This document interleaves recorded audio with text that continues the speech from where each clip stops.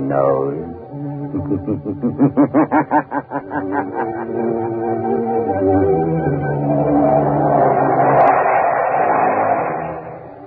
Blue Coal presents one of radio's most famous features, The Shadow.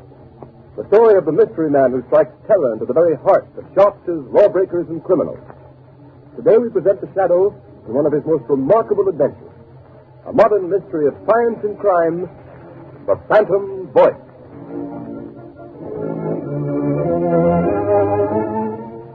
In just a moment, The Shadow begins his exciting adventure. Meanwhile, I'd like to tell you how you can safeguard the health and comfort of your family during these dangerous winter months. Burn Blue Coal. It gives you safe, uniform, helpful heat all winter long. And for valuable heating information that will save you real money regardless of the fuel you're using, send tonight for John Bartley's free 24-page book, How to Reduce the Cost of Heating Your Home. Address a postcard to Blue Coal, 120 Broadway, New York City, or to Blue Coal in care of this station. Don't miss out by delaying. Send for your free copy of How to Reduce the Cost of Heating Your Home right at the close of this program.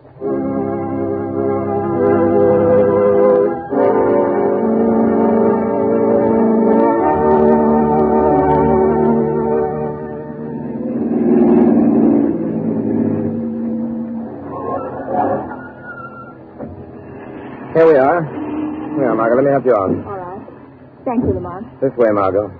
Lamont Cranston, where on earth are you taking me? We're on our way to the criminal court, Margot. The criminal court? Oh, a murder trial. This isn't a murder trial. But unless I'm badly mistaken, we're going to witness an assassination. What? An assassination. The assassination of the character and reputation of one of the most outstanding public men in America today. Oh, you mean Senator Durham? Yes. Say, I've been reading about his trial in the papers. They've certainly unearthed plenty of evidence that he accepted that bribe. Unless I've made a mistake in character analysis, that evidence is forged. Durham is more than a political figure, Margot. He's a statesman.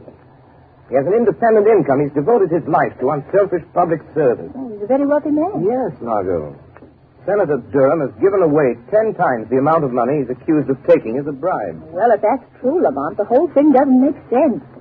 Why should a man like that take a 15-year prison term for taking a bribe he didn't need? That's the point that worries me. Incidentally, didn't I see that the prosecution expects to spring a surprise bit of evidence today? Exactly. That's why we're here. Come along, Margot. Court's already in session.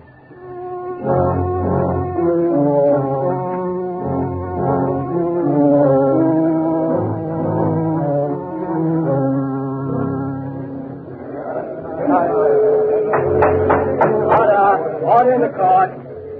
One more such outburst on the part of the spectators at this trial, and I shall order the courtroom cleared. Proceed, Mr. Defense Attorney. Your Honor, I have stated the case for my client. I have shown that by his record, it would have been impossible for him to act as the prosecution claims he has acted. And I object to see any proof that Senator Durham has committed any crime. I will now call Senator Durham himself to the stand to deny these lies in person. Senator Durham to the stand. Here I am. You swear to tell the truth, the whole truth, and nothing but the truth, so help you God? I do. Proceed with the examination. Senator, you have heard the prosecution's accusations that you did at some time during last December accept a bribe from the late Mario Rinaldi. Yes.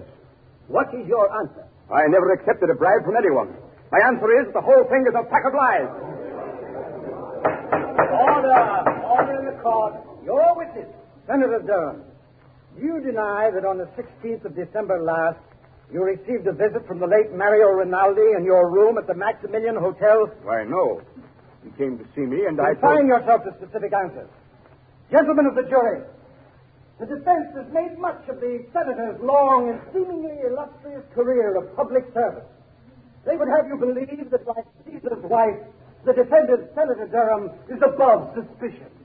They've paraded witnesses to the stand who've told you of his philanthropies, of his unselfish devotion to public service, of his blameless personal life in the past.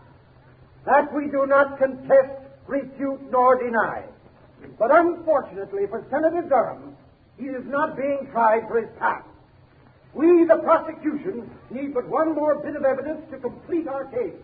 We have that evidence. Order in the court. I beg leave to show the jury a soundtrack motion picture of a meeting between the defendant and the late Mario Rinaldi, whose bribe of $50,000 paid to the defendant is the basis upon which this case was brought to trial. Order in the court. Has this motion picture a direct bearing on this case, Mr. Prosecutor? It has, Your Honor. Has the counsel for the defense any objection to the introduction of this type of evidence without due notice? Senator Durham has nothing whatever to fear from the introduction of any authentic motion picture record of any meeting of Mario Rinaldi and himself, even though the picture was made without the senator's knowledge. Very well. The projection equipment is in the courtroom. Will you order the shades drawn and the lights extinguished? Court attendants will please draw the shades. Again, I caution the spectators against any outbursts of any kind. Furthermore, no one will be allowed to leave the court until the introduction of this evidence is complete. You may proceed, Mr. Prosecutor. With the court's permission, we will place the screen in full view of the jury. Your Honor, Counsel for the defense has a question. for the sake of the record, will the prosecution state at whose request this motion picture was made? It was made at the request of Anthony Vogel, an attorney of this city. For what reason? As a citizen interested in public welfare. Very well. Now, if the attendant will turn out the light. Order. Silence in the court. The prosecution will submit affidavits to prove that this is an authentic film record of a meeting between Senator Durham and Mario Rinaldi on the evening of December 16th. You may turn on the machine. Yes, sir. Yes? Come in. Oh, hello, Rinaldi. I've been expecting you. Look here, Senator Durham. Why haven't I got the contract award on that Buster Street building? The money's been appropriated. You said you'd use your influence if we fixed you up. Of course, Rinaldi. I told you you'd get that contract. For consideration. But you didn't send me my present of $50,000 for swinging it your way. So naturally, Oh, Sebastian. You want to be paid off first, huh? Yes. And in cash. No check. Okay. You'll get your 50 grand. Get me that contract. I'll be back in an hour with the money. Order in the court. Order in the court. That's the end of the film, gentlemen. It's a lie. A lie, I tell you. I never said that. Order in the court. Your Honor, I object. My client never had such a conversation with Mario Rinaldi. That picture is a fake. One moment. Attendants will please turn on the light. Your Honor, allow me to remind the counsel for the defense that pictures do not lie. Your Honor, we do not deny that the meeting between Senator Durham and Mario Rinaldi did take place in the manner shown in this film, but we deny that any such conversation took place. Have you any proof of that? There are only two people who could know what went on in that room. Senator Durham and Rinaldi. And Rinaldi is dead. Do you deny the voice was the voice of the defendant? My client admits that it sounds like his voice, but it cannot be, since he never asked or received a bribe from the late Mario Rinaldi for any reason or purpose whatever. Your Honor, I ask a recess of this trial in order that the defense may have an opportunity to study this film and soundtrack. I object.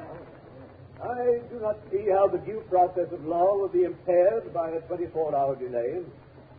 Objection overruled. Court's adjourned until 10 o'clock tomorrow morning.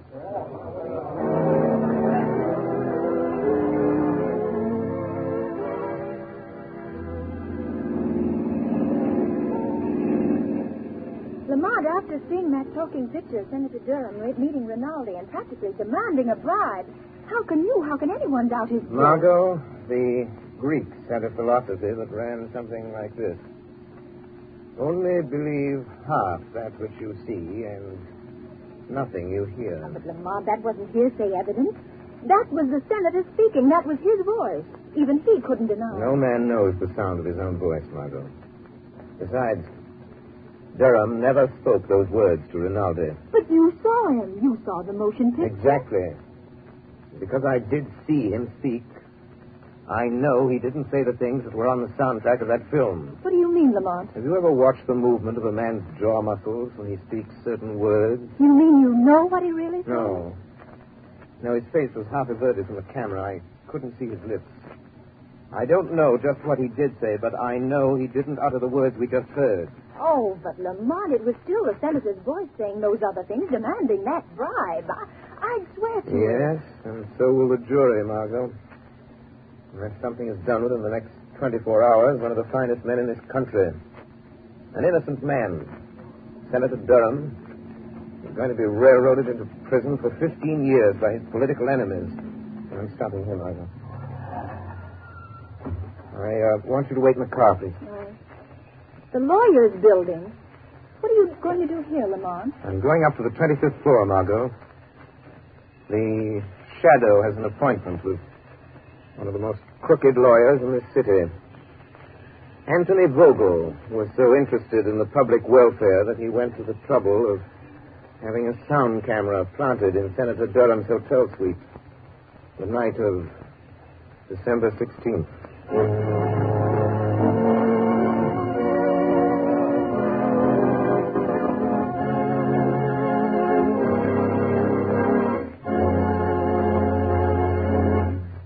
While we are waiting for the Shadow to return, I would like to ask all homeowners a question. Do you want to save money? Of course you do. And you begin real saving when you cut down on the cost of heating your home. Here's the easiest and surest way to do this. Decide now to cook and heat with blue coal. Here's why blue coal is more economical. It is prepared especially for use in the home. And blue coal is Pennsylvania anthracite, the fuel that furnaces, cooking ranges, and parlor stoves in this section of the country were especially designed to burn. It is mined by the Glen Alden Coal Company, the world's largest producer of specially prepared home fuel. And every carload of blue coal is laboratory tested for purity and size before shipment. And you can always be sure of getting this superior home fuel because it is tinted with an unmistakable blue color so that you can easily identify it at a glance. In Waverly, New York and vicinity, blue coal sales so far this winter are 27% ahead of sales for the same period a year ago. This increase in sales is because Waverly families have found out that blue coal does all I say it will do. So I urge all families throughout this region to try blue coal. Order a trial ton tomorrow. Ask for a blue coal by name in any one of 4 sizes: egg, stove, chestnut, or peach. You will find the name of your nearest blue coal dealer listed in the Where to Buy It section of your classified telephone directory under the name Blue Coal.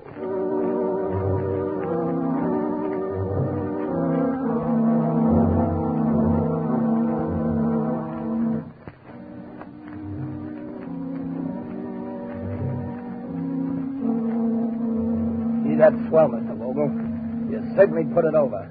That sound picture sure turned the trick. Yes, but I'm still worried, Travers. Well, there ain't nothing to be worried about. Senator Durham's as good as on his way to the pen right now. Well, I won't feel happy until he is. When are you going to get me a wrestling bout, boss? A wrestling bout? Yeah, it's about time I was getting in the ring again. And, well, I could stand the extra dough. Forget you're a wrestler, Travers. You'll make more money in this racket as my bodyguard. Any calls while I was down at court? Yeah, Wilson phoned a couple minutes ago. Why didn't you say so? You didn't ask me. What did he want? I wanted to talk to you. And what do you suppose he wants? Dough? I've paid him all he's going to get. Say, maybe he's read in the afternoon papers what we're really using that soundtrack for. If he gets white-livered and talks... Well, maybe we should fix him so he can't talk, huh, boss? What do you mean? Well, he could fall out of that 15-story apartment of his, accidental-like. He'd only have to fall once. It might be a good plan. Okay, you want me to go over there now and take care of it, boss? No, there's no sense doing anything about him until we have to.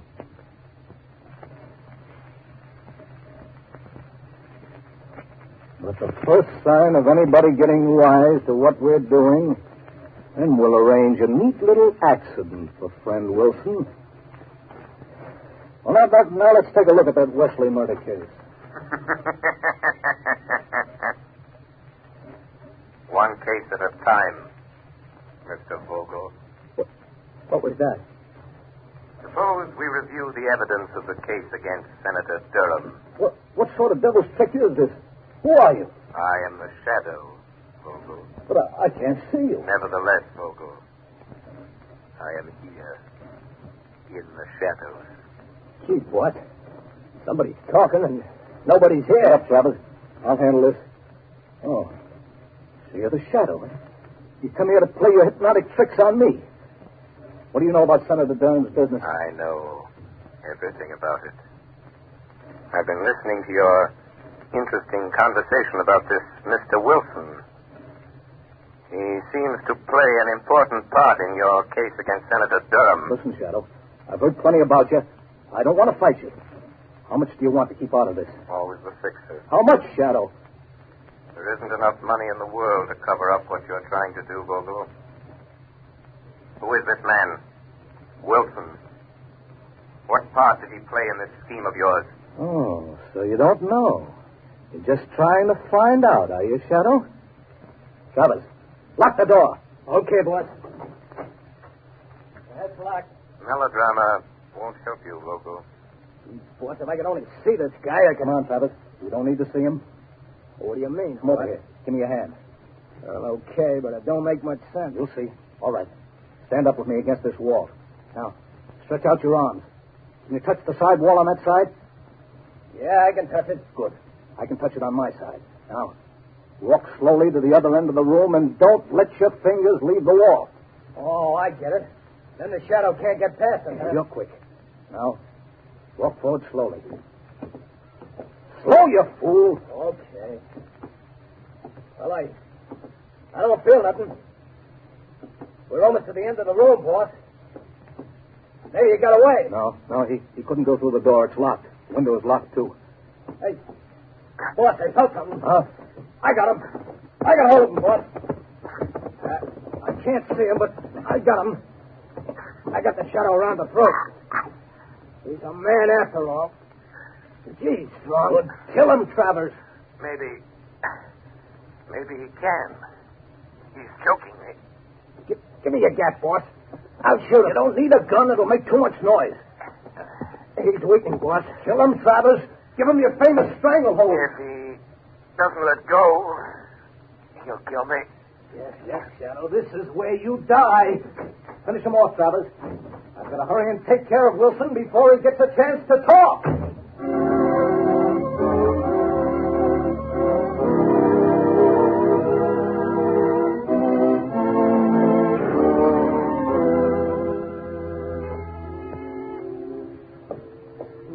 I wonder who that can be. Oh, good evening, Mr. Vogel. Hello, Wilson. I hear you were trying to get hold of me earlier this evening. Yes, that's right. I want to talk to you. Won't you come in? Are you alone? Oh, yes. Good.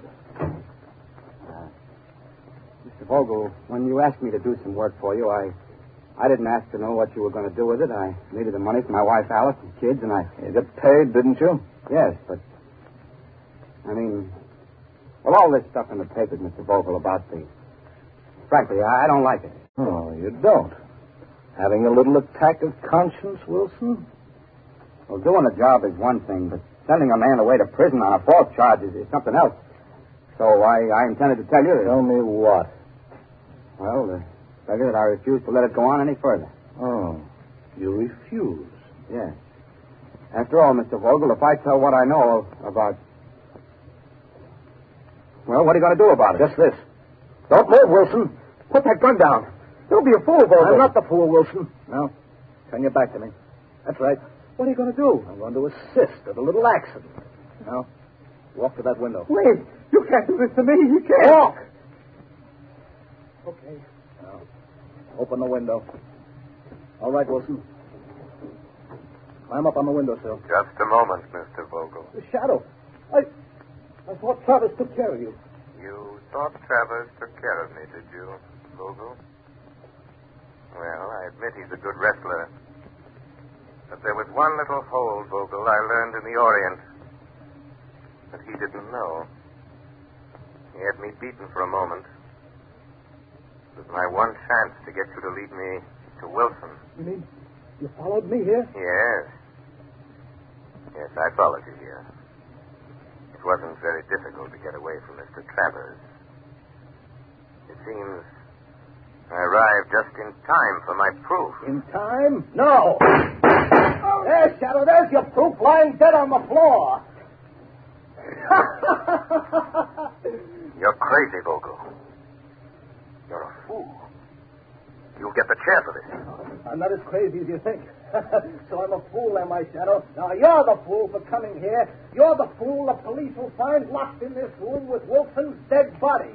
They'll find you. I'll see that they do. And here's the gun you killed him with. Why don't you try the window, Shadow? It's only 15 stories to the floor. Shadow. Wilson. Tell me. Quick. I'm done for. Quick. Oh. Quick, Wilson. Give me the proof. The proof, Wilson. The proof that you framed Senator Durham. Proof. Senator Durham. Come on, Wilson. Come on. Tell me. How did you frame Senator Durham? Good. Alice, my baby. Wilson. Wilson! Lamont, are you all right? Unlock the door, Margot. Unlock the door. The key's on the outside. Oh, Lamont, I heard a shot and saw Vogel running out, so I couldn't wait. What happened? I hadn't been so stupid. Waited so long. I wanted to find out their secret before I spoke. Now it's too late. Wilson is unconscious, I'm afraid. Dying. Vogel has outwitted me. After all. That's it, Vogel. Shot me. You cold-bloodedly shot me. I'm burning for it. Wilson, listen to me. Listen and think. Think. Tell me. How did you frame Senator Durham? Tell me that, Wilson.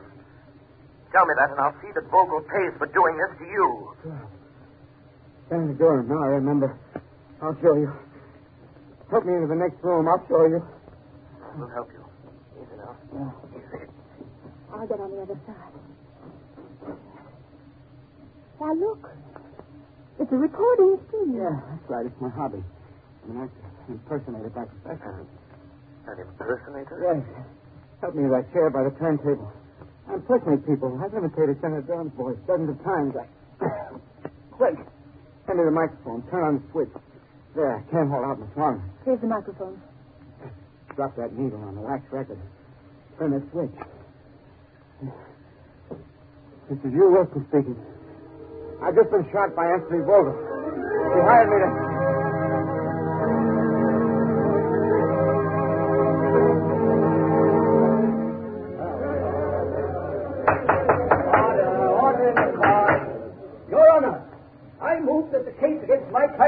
Durham be dismissed. On what grounds? On the evidence contained on this record found in the apartment of the late Hugh Wilson, the radio and stage impersonator who was found shot in his apartment last night. I ask the court's permission to play it at this time. Permission granted. You may start the record now. Yes, sir. This is Hugh Wilson speaking. I've just been shot by Anthony Vogel. He hired me to impersonate the voice of Senator Durham. It's my voice on the soundtrack of the picture shown at Senator Durham's trial. I'll show how I did it. Listen. Of course, Rinaldi, I told you you'd get the contract for the consideration. But you didn't send me my present of $50,000 for swinging it your way. So naturally, that's how it was done. That's how I did it. Durham direction. You never wrote those words. I'll get it out.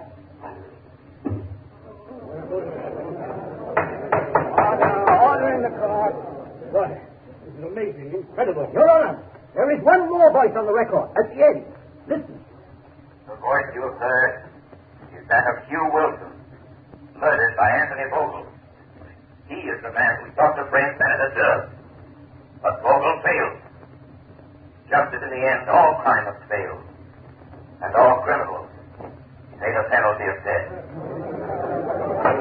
Order in the court. Whose voice was that? That, Your Honor, is the voice of the man to whom Senator Durham owes his vindication. The voice of the shadow.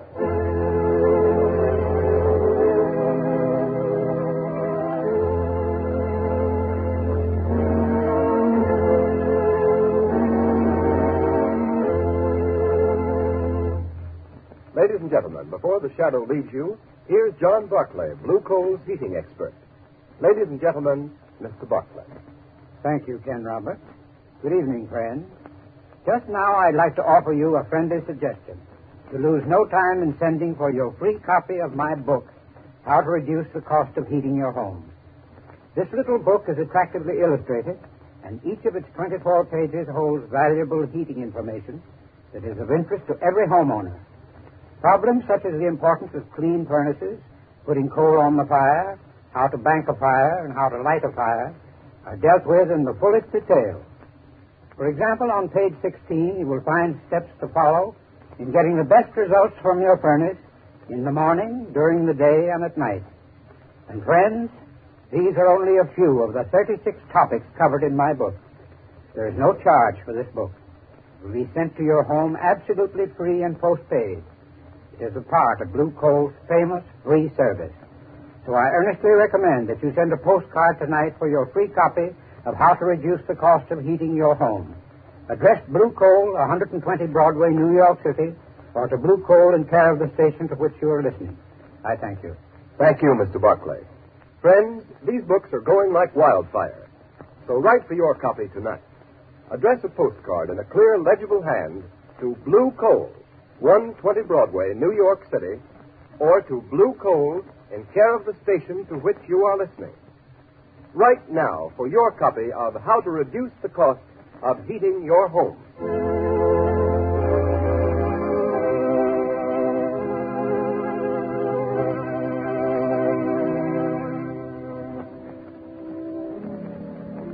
You have just heard a dramatized version of one of the many copyrighted stories which appear in the Shadow magazine. All the characters and all the places named are fictitious. Any similarity to persons living or dead is purely coincidental.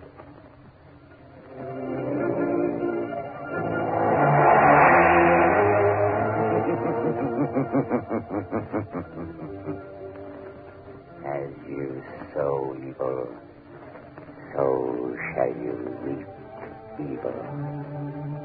Crime does not pay. The shadow knows.